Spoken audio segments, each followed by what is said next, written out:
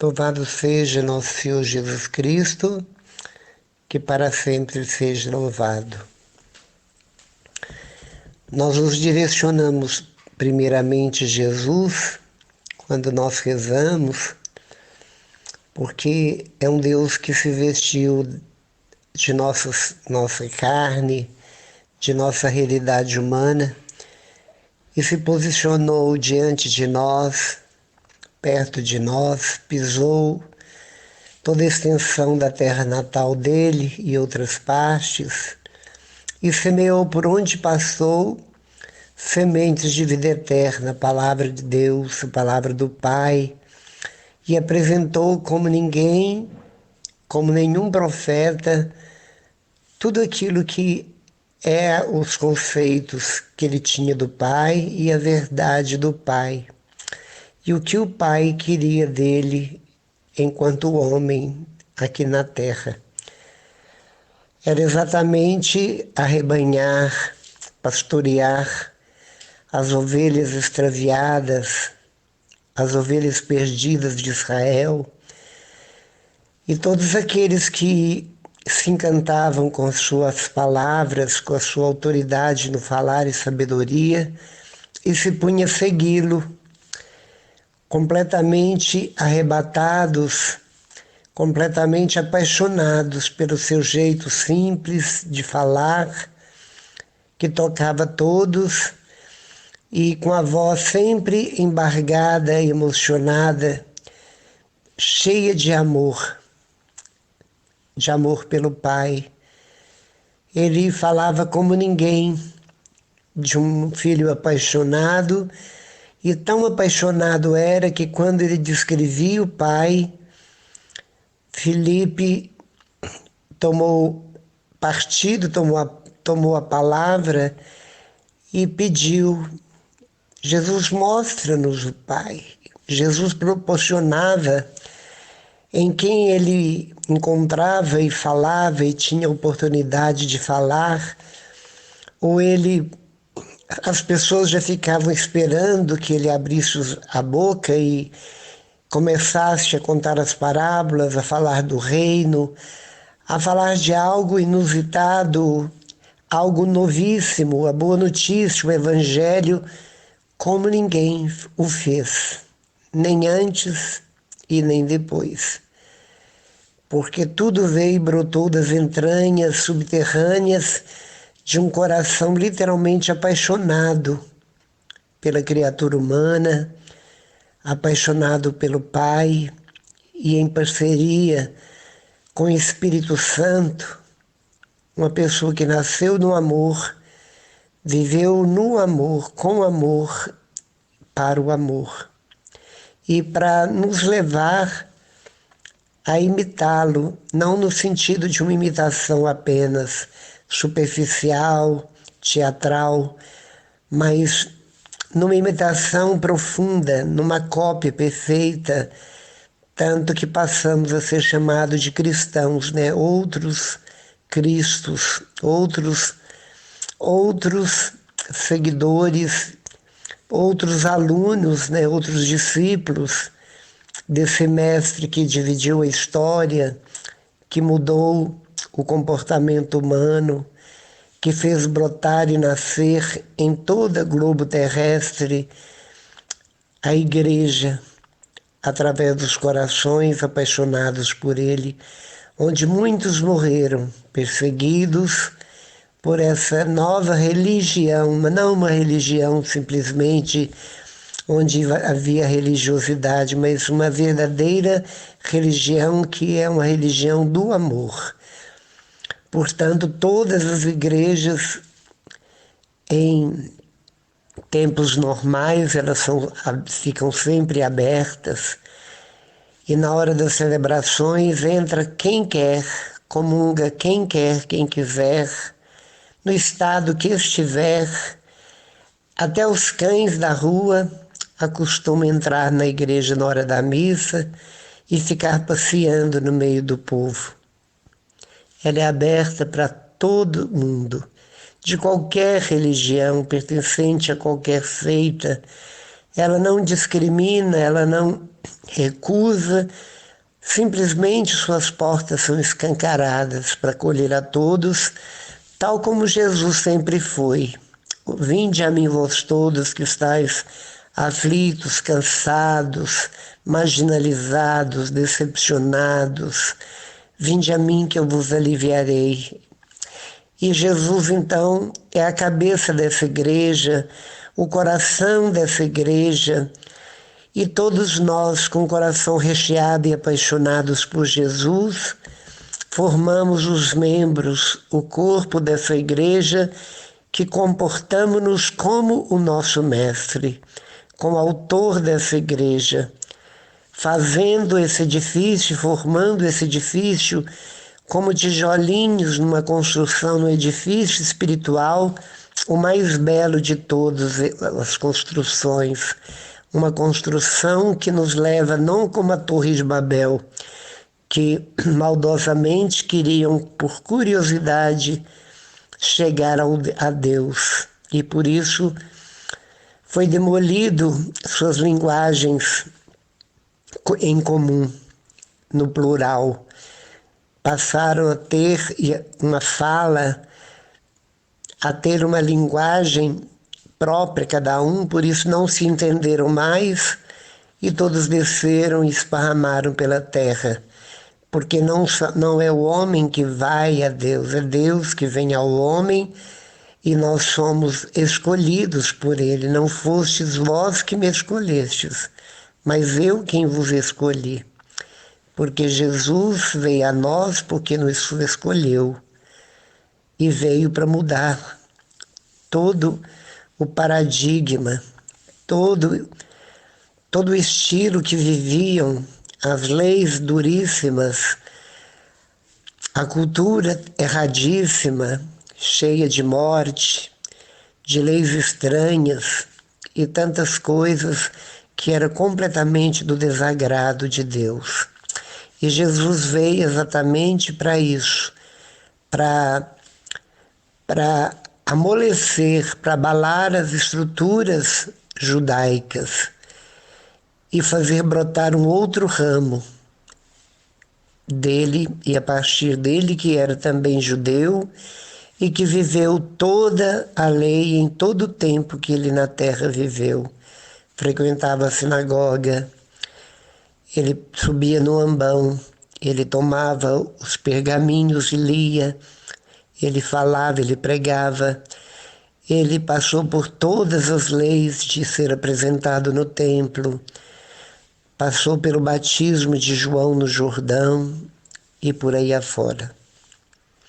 Cumpriu na íntegra todas as leis, começou a pregar aos 30 anos, já maduro, para começar a falar sem erro doutrinário, mas o que aconteceu é que ele veio acrescentar e não mudar a lei. Ele veio para aperfeiçoar, adicionando numa lei dura, amolecendo-a com amor, colocando a caridade, o amor fraterno, o amor a Deus acima de todas as coisas verdadeiramente e principalmente provando este amor ao Pai, a Deus, amando o irmão, fazendo exatamente aquilo que gostaríamos de que fizessem conosco, que é a regra de ouro. É uma pequena frase, mas que ela diz tanto e muitas vezes passa despercebido. Tudo o que quereis que vos faça, fazei vós a eles. E enquanto isso, e bem pensado, analisado, nós jamais gostaríamos de ser maltratados, humilhados, nós gostaríamos muito de ser valorizados, tocados com amor, respeitados, acima de tudo promovidos. É isso que nós queremos. Então é isso que devemos fazer para com os outros, né? Porque tudo aquilo que eu semeio e planto, eu colherei. Se eu planto amor, colherei amor. Mas se eu planto a indiferença, a frieza, eu colherei solidão. E aí por diante. Uma árvore que tem uma característica própria não pode dar frutos que outras árvores com outras realidades dão. Ela sempre dá o que é a essência do centro das suas sementes. E da mesma forma, tudo que plantamos nós colhemos, e colhemos 100 vezes mais, assim como Jesus disse também: quem me amar e deixar casa, pai, mãe, irmãos, irmãs, para me seguir, terá 100 vezes mais pai, mãe e irmãos. E isso é uma grande verdade. No raio de 300, 400 quilômetros ao redor de Patos, todas as cidades que eu for, eu serei bem acolhido por determinadas pessoas que me conhecem. Morei em algumas e visitei muitas onde eu fui convidado a pregar, a testemunhar. E com o meu jeito de levar Jesus, com o amor que eu levava a Jesus, as pessoas são literalmente gratas àquele que lhes dá lições de amor, que fala do amor com propriedade pela paixão que tem por Deus, porque um coração apaixonado por Deus, por mais analfabeto que seja, ele vai falar maravilhas, ele vai prender a atenção das pessoas. As pessoas vão chorar emocionadas, elas vão sair de um encontro completamente modificadas e transformadas. O testemunho que nós passamos para as pessoas transformam as pessoas. Conheço padres que tudo aquilo que eu testemunhava, ele dizia dentro do seminário de vida no Espírito: se Deus pediu Luiz que largasse do cigarro, ele também quer que eu largue. Largou o cigarro, largou a bebida, largou outras coisas, embora sendo hétero, largou a escola, o professorado, com o qual ele era professor, e simplesmente apaixonado por Deus dentro do seminário, foi tocado profundamente. Hoje é o padre Charlinhos, que foi professor na escola estadual. Ele já me chamou várias vezes na diocese dele, que é Divinópolis, para apontar quem era o taco que deu a tacada na bola do sinuca que estava parado em cima da mesa de bilhar. Eu fui muitas vezes, por convite dele, testemunhar isso. E quantos outras pessoas homossexuais que deixaram a prática, não deixaram a homossexualidade, porque isso é uma característica intrínseca.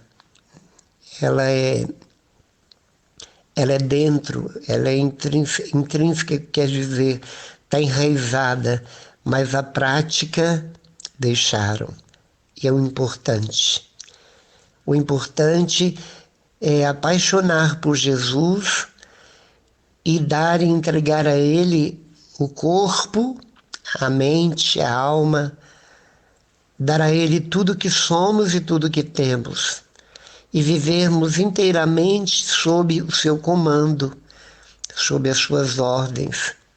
Assim como Ele deixou o comando dele no céu, assim como Ele deixou a divindade dele para poder viver conosco do nosso jeito, na pobreza, na simplicidade, viveu humanamente, passou pelo processo embrionário, teve necessidade de ser amamentado por uma criatura, passou pelo aprendizado nos joelhos da mãe, que era a carteira escolar dele, trabalhou com o pai na oficina, na carpintaria. Era alguém que brincava, era alguém que tinha uma vida comum e normal no meio da criançada, mas que, na medida que crescia, ele foi percebendo o grande amor que ele tinha pelo autor da vida, pai. E com isso ele foi desvencilhando, não desvencilhando da filiação paterna, materna, terrena, mas ele foi exatamente atrás de todos os irmãos espalhados. Ele tinha necessidade de apresentar o rosto para um povo que não conhecia o amor, a vida em abundância. Foi enchendo os corações, as taças dos corações de esperança, enchendo-as de amor, enchendo-as de um amor incondicional, enchendo-as de perdão, de paixão pelo alto, onde as pessoas perdoavam, passaram a sacrificar, a dar a vida pelo reino que Jesus começou a implantar e espalhou-se como as parábolas que ele falava, que era como fermento na massa, que o reino cresceria como uma medida de fermento, como uma verdura, como uma planta que cresce e vira um grande arbusto, embora a semente seja tão pequena. E assim ele foi falando, fazendo comparações do reino de Deus. E na realidade, todas as suas profecias, começando por ele e elegendo 12 dos seus milhares de discípulos, a igreja nasce. Tudo é feito pelos governos da época, pelos mandantes da época, pelos influenciados da época, pelas autoridades da época, mas nada prevaleceu contra as portas dessa igreja. Quanto mais morriam mártires, quanto mais eles derramavam sangue, mais levantava novos cristãos. E quanto mais eles maltratavam aqueles que lideravam, que tinham liderança, mais nasciam discípulos dessa igreja, discípulos de Jesus, que foi fundando comunidades cristãs, que foi multiplicando numericamente, e hoje nós vemos a cristandade, vamos dizer assim, os seguidores de Cristo espalhados pelo mundo inteiro. Embora em muitos lugares há uma predominância, mas nós sabemos que é nessa igreja fundada por Jesus, é nessa igreja que é a Arca da Aliança. Não tem arcas, tem uma Arca da Aliança onde carrega, como carregava a aliança pedida pelo Pai, carrega os mandamentos, a lei e os profetas, a palavra de Deus, carrega a doutrina, transporta os sacramentos da igreja e todos os valores, todas as riquezas que dentro dela existe. Não há igreja mais rica que essa, em doutrina, em caminho, verdade e vida. Ela não tem segredos, ela passou pela história, ela foi infantil, pueril, ela passou por momentos difíceis, por enganos, por influências, mas hoje ela se encontra num patamar cada vez mais perto daquilo que Deus quis e planejou. Hoje ela é uma igreja humanista, hoje a igreja sai e vai em busca dos pobres. Eles continuam sendo os preferidos do reino de Deus. A igreja foi ela quem fundou universidades, foi a igreja que fundou muitos hospitais, a igreja que fundou creches, as igrejas que fundaram escolas e por aí afora. Quantos educandários, conventos, eremitérios, mosteiros, quantos. Ela foi a base de muito crescimento da população, principalmente na questão da ignorância, no tratamento digno, como tantas freiras foram enfermeiras de hospitais, dos primeiros hospitais, e por aí afora. Ela continua sendo o coração de Jesus compadecido, e por isso ela desce até os pés dos pobres. E quando nós olhamos tudo isso, há em tudo isso uma base onde nós podemos olhar e ver que quando nós olhamos para Jesus na cruz, ali retrata exatamente todo o amor, toda a misericórdia do Pai retratado na cruz, que, como eu digo, é a expressão suprema do amor de Deus por nós. E quanto mais sofrimento Jesus viveu na cruz, maior foi a sua glória. E foi uma glória que ele mostrou de antemão no Evangelho que hoje nós ouvimos, quando ele transfigura diante dos 3 apóstolos, Pedro, Tiago e João. Ele transfigura ali diante deles, mostrando que assim ele ficaria após a sua paixão e morte, que ele ressuscitaria, mas não foi entendido pelos apóstolos. E toda a glorificação de Jesus foi a recompensa dada pelo Pai, embora ele sofreu tanto quanto Jesus, todo o processo da dor, mas este seria o preço, assim como na primeira leitura também do fim de semana, do segundo domingo quaresmal, quando há uma leitura que corresponde ao Evangelho, sempre há uma leitura do Antigo Testamento, a história de Isaac e Abraão. Deus pediu a prova a Abraão do amor dele, por Deus, que ele sacrificasse o filho, porque isso era comum entre as pessoas daquela época, principalmente Ur, de onde saiu Abraão, entre o rio Tigre e o Eufrates, e foi seguindo pela bússola da fé o caminho determinado pelo dedo do Pai para onde ele deveria ir. E ele passou a ser, pela aliança, patriarca de todas as nações pela fé.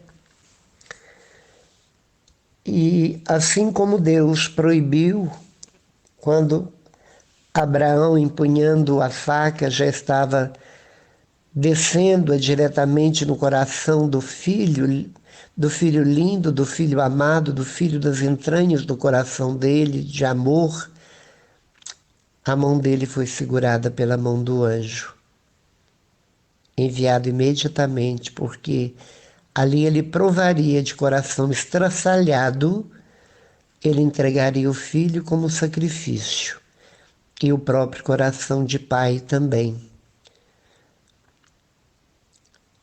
Foi uma prova de grande amor por Deus.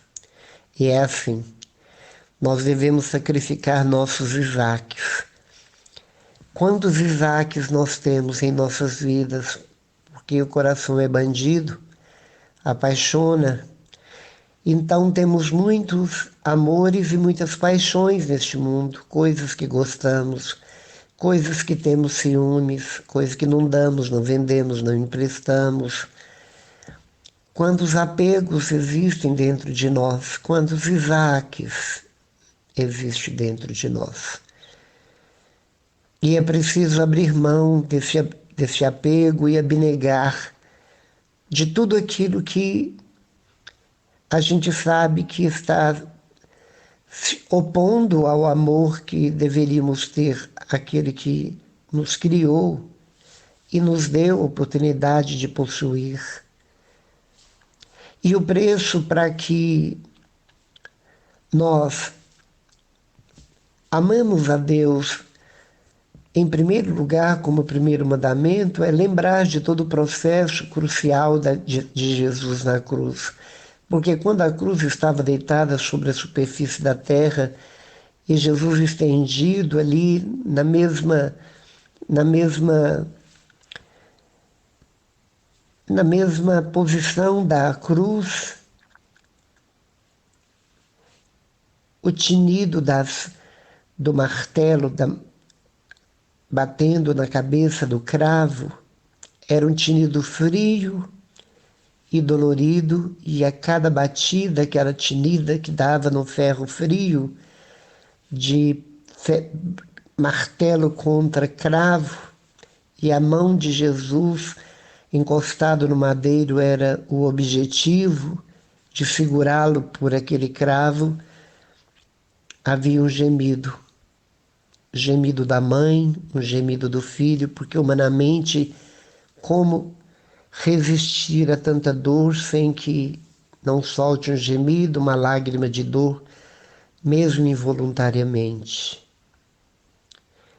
E da mesma forma aconteceu com a outra mão e com os dois pés unidos, e depois, quando aquela cruz é levantada para entrar dentro do buraco feito ali no topo do Calvário, imagine quando a cruz escorrega e cai dentro da profundeza do buraco, o corpo todo pesa para baixo enquanto a cruz fica firme, o quanto doeu os membros de Jesus, superiores e inferiores, e a coroa de espinho, e as carnes todas esfoladas, machucada, cheia de sulcos, dos ganchos que tinha na ponta dos fragruns, dos chicotes, que arrancaram pedaços de carne de Jesus em toda a extensão do seu corpo. 48 chibatadas, mas multiplicadas por 3, porque cada cabo de chicote tinha três longas cordas tecidas de couro, com a ponta tinha um osso de joelho de carneiro que é tão duro quanto o osso, pontiagudo para a dor ser triplicada a sua intensidade. E quando Jesus morre ali, a gente olha para aquela figura desfigurada, completamente revestida de vermelho, que é o próprio sangue, ninguém avalia o que estava dentro do coração daquele homem, puro amor. É como se Jesus gritasse: a vitória está chegando, a morte está vindo, acelerada, mas a vitória virá. E quando eu for elevado, todos os olhos se voltarão para mim, arrebatarei todos a mim, atrairei todos a mim. E na realidade, quando a cruz se levanta e Jesus nela, e ali ele morre completamente desfigurado, completamente despido, completamente ferido, machucado, todos os olhos do mundo inteiro passam a vê-lo, porque foi através de todo esse processo que a salvação nos chega. E como não retribuir esse favor que causou para aqueles que foram testemunhas oculares tanto horror? Por isso, o pai não deixou que Abraão sacrificasse o filho Isaque, mas ele não poupou seu filho. Porque o filho é que deveria morrer, ser sacrificado para salvar Isaque, salvar Abraão, salvar Sarai, e assim todos os personagens, desde o primeiro homem até o último da terra. Jesus salvou todos os antepassados dele, contemporâneos dele, e todos os futuro descendentes daquelas gerações. Então nunca haverá quem nascer de uma mulher que o sangue de Jesus não chegue até ele, que esse gesto, essa atitude, essa obediência, essa mansidão de um cordeiro imolado na cruz não chegue. Jesus morreu por toda a humanidade pecadora. Foi o preço que ele pagou pelos nossos pecados unidos. Imagine se os pecados do mundo inteiro de todos os tempos fossem transformados em uma imagem. Que monstro seria este? E Jesus foi capaz de virar um monstro na cruz, uma figura tão horrenda que, como declara em precisão cirúrgica Isaías, no capítulo 53, todos que passavam diante dele cobriam o rosto, porque era escandaloso de ver o fracasso, a derrota, a desfiguração, onde chegou a figura humana de Jesus. Há algo inexplicável, inverbalizável. Mas da mesma forma que ele desfigurou de uma forma tão horrenda, ele levanta no terceiro dia do túmulo, luminoso, completamente luminoso, completamente iluminado, num corpo tão glorioso que as pessoas que conviveram com ele desconheceram-no. E essa glória mostrou exatamente o oposto da morte, a vitória do bem sobre o mal, da vida sobre a morte, do céu sobre o inferno, do mal, do bem sobre o mal. E é exatamente assim que nós seremos um dia. Seremos transfigurados como Jesus, purificados dentro da purificação do purgatório da igreja padecente, para que nós tenhamos, assim como Jesus passou por todo o sofrimento na cruz, nós também passaremos pelo sofrimento de uma cruz, mas dentro de uma igreja padecente, que é o purgatório, e ali nós sofreremos toda a consequência dos nossos pecados, porque as penas ficarão, e quando nós vamos sendo purificados, foi como os 3 dias de Jesus no túmulo.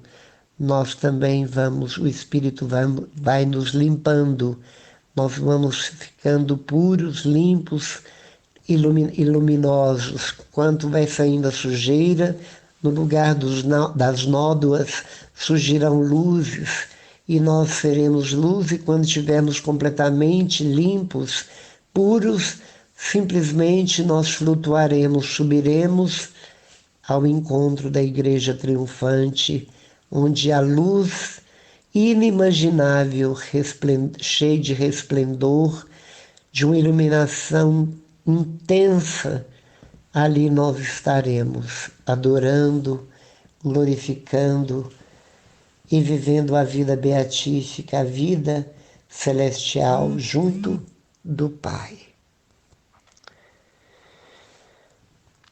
Que todos os nossos Isaques sejam literalmente